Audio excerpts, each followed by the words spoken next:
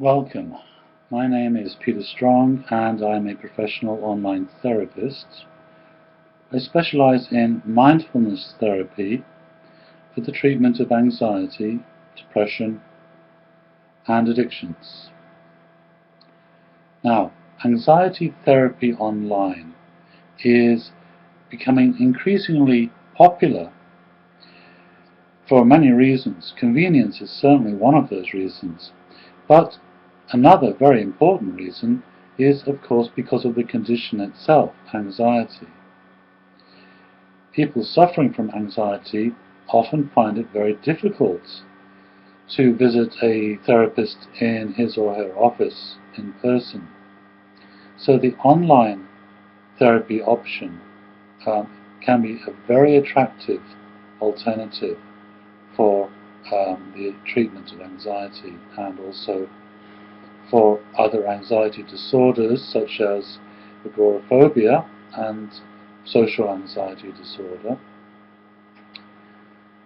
Whatever the style of therapy that you are attracted to, you need to work with the underlying structure of the anxiety itself.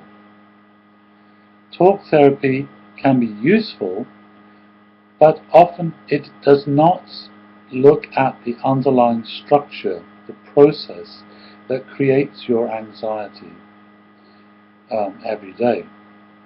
And the same can be said for medication as well. It may relieve symptoms for a while, but it doesn't change the underlying process. So it's very important to seek what we might call a process-centered therapy to try and change the underlying process that creates the anxiety. CBT, cognitive behavioral therapy, is an example of a process-oriented therapy. Mindfulness therapy, which is a system of work that I developed in the 1980s and incorporates CBT, cognitive therapy, and mindfulness, is another quite popular process-oriented therapy. So, what is the underlying structure of your anxiety? What keeps that anxiety reoccurring? Well, there are two levels that we must address. The first is to do with what is called habitual reactive thinking, the racing minds, intrusive thoughts, thoughts that occur over and over again, thoughts that catastrophize, the what-if thoughts that tend to feed the anxiety. So that's one very important level of anxiety therapy that we look at during the online sessions of mindfulness therapy. We learn how to change our relationship to these thoughts. It's not the thoughts themselves that provides the problem, it's our relationship to these thoughts. The way that we tend to identify with the thoughts and simply become lost in the thoughts. We lose conscious awareness, in effect, and become prisoners of these recurring habitual thoughts. Mindfulness therapy is one of the best methods available for learning how to change that, how to break free from that prison of reactive thinking that creates the anxiety. That's one level of mindfulness therapy, working with thinking. The second level of mindfulness therapy is working with the core emotions underneath that fuel that reactive thinking. So you can think of anxiety as having a core, rather like a volcano has a magma chamber, And that magma is always looking for an outlet to the surface. And so it is with core emotions. They are always seeking an outlet. They're seeking to take on form in the form of thoughts. So during mindfulness therapy, we also work on developing a very positive and friendly relationship with the core emotion itself.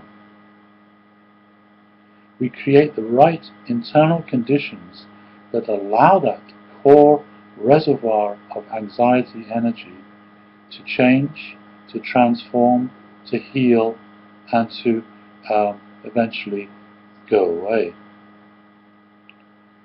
So this is a very important part of mindfulness therapy, learning to make friends with your emotions. Our habit, of course, is the opposite. It is to run away from our emotions, it is to avoid them, it is to resist them, it is to create negative aversion towards our anxiety emotions. But this only makes them stronger. Avoidance and aversion simply reinforces the core emotion and prevents it from healing. So during mindfulness therapy, we learn how to create a very friendly, compassionate relationship with the core emotion that actually allows it to heal. The other part of the healing process for this core emotion is to look at its structure. What is the structure of an emotion? This is interesting because the structure of emotion is not thought. It is imagery. Imagery is the natural language of emotion. This is why we might say that I am feeling overwhelmed, or I am feeling in a very dark place right now, or I'm feeling trapped. These are all visual terms. It's actually how we see the emotion internally in the mind that creates that emotion and keeps it in place. So behind every emotion there is imagery, how we see it inside.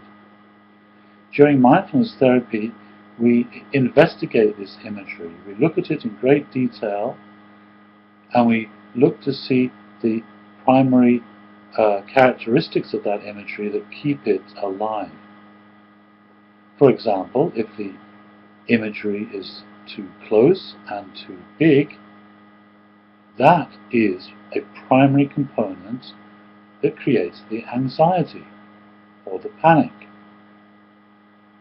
So, a simple step that you can try yourself is simply to take the emotion and to move it further away.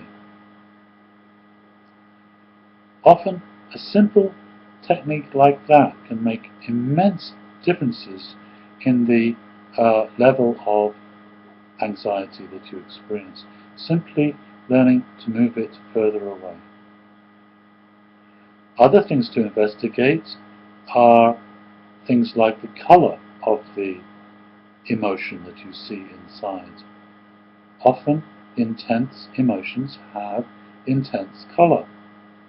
So, when we change the color to black and white or to a muted color, that can directly affect the intensity of the emotion. So it's by looking closely at the structure of an emotion that you can find out how it works, and with this knowledge you can make changes. So this is a brief description of the mindfulness therapy that I offer online. And if you'd like to learn more about anxiety therapy online using mindfulness therapy, please visit my website counselingtherapyonline.com and email me, and then we can schedule a online therapy session via Skype to treat your anxiety. So please go to my website and send me an email. Thank you.